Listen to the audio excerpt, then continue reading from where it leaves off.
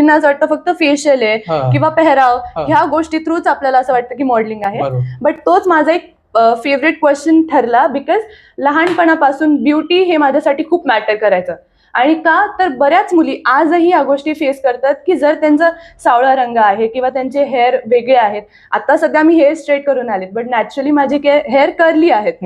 So बऱ्याचदा त्यांना racism face करायला लागतं स्कूलमध्ये.